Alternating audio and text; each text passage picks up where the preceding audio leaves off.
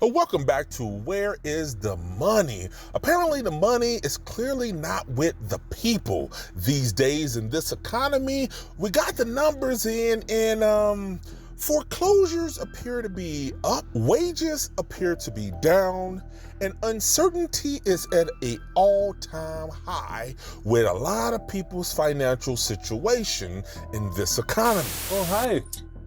Hey, how's it going? I'm Michael. This is John. Michael Huntsman and his partner John Payton were knocking at a Henderson home discussing something people rather avoid. All of these dots here, these are families that are facing a foreclosure situation right now.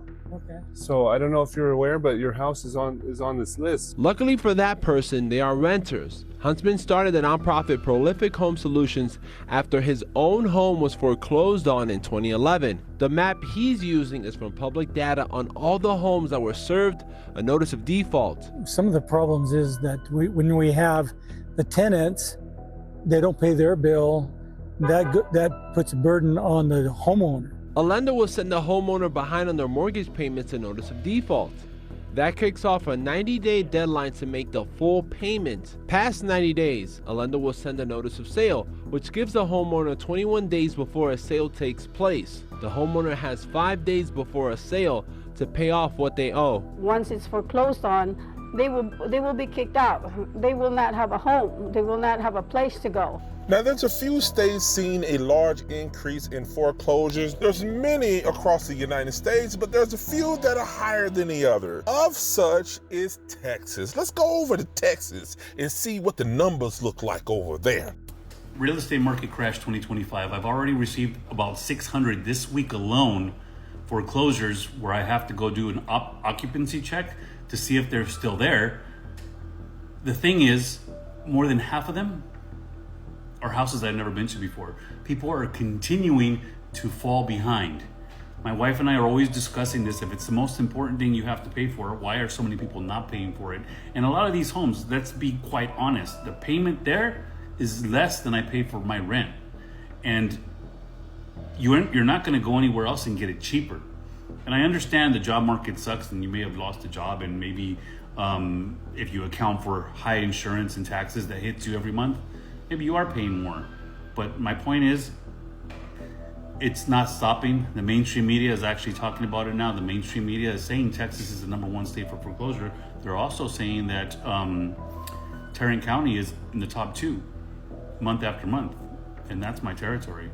So yeah, it's happening. As we suspected, it's not looking too great over there. A lot of people are comparing this to the 2008 crash.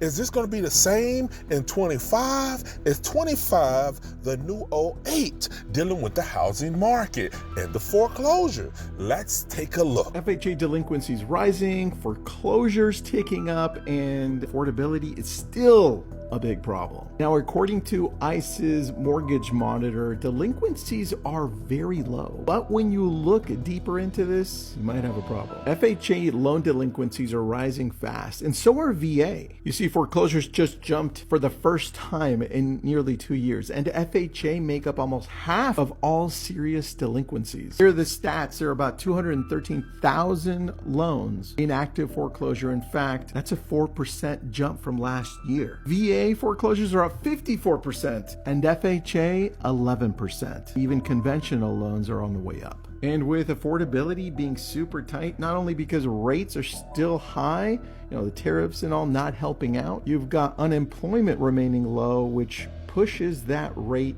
higher, which means buyers are just going to sit on the sidelines longer. Now, Gen Zs are still purchasing homes, but boomers are purchasing the bigger chunk, and we need the younger generation to purchase more homes, but that's not going to happen until this eases up. Now, we're not in a crash, but we are in a squeeze. If rates stay high and these delinquencies from FHA, VA, and conventional continue to rise, then we could have a problem. That's my personal opinion. What do you think? Do you think we're heading into more of a serious situation with a possible crash in certain states?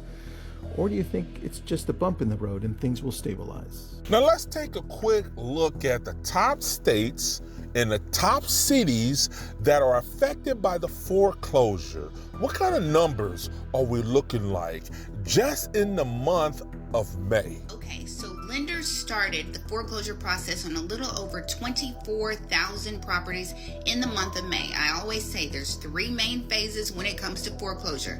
The homeowner gets behind, that lender files that notice of default or notice of sale, the auction is scheduled, and then the property is repossessed. So a little over 24,000 properties started the foreclosure process. The states that had the greatest number of new foreclosures for the month of May, we've got Texas with 3,077. Texas, buckle up. Florida with 2,780 new foreclosures.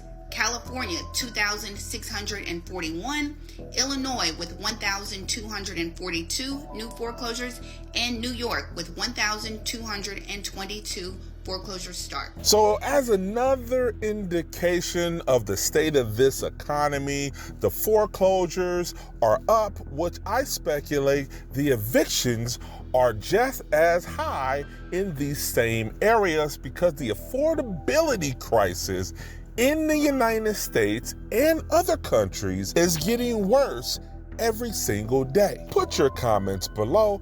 Let's talk about it. This is Where is the Money? Talk to you soon.